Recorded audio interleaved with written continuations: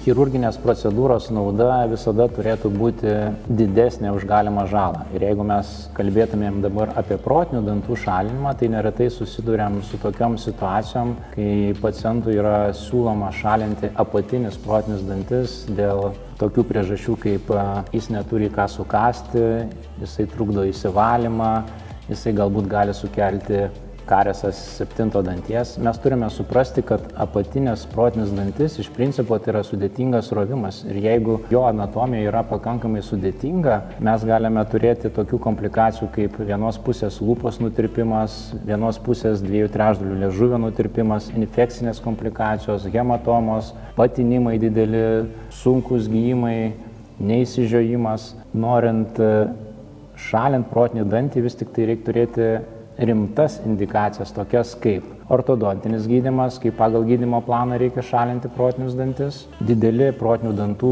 gedimai, kuomet gydymas yra neracionalus, nes yra sudėtingas priėjimas, besikartojantis minkštų audinių uždegimai, bet jie turėtų kartotis. Tai nėra pakankama indikacija, jeigu tas uždegimas pasireiškia vieną kartą per 5 ar 10 metų. Periodontologinės indikacijos, kuomet periodontologas prašo pašalinti protinį dantį vien dėl to, kad suvaldytų parodontozę. Jeigu mes turime visiškai kaulę gulinti protinį dantį, tai toli gražu nėra indikacija jo šalinimui.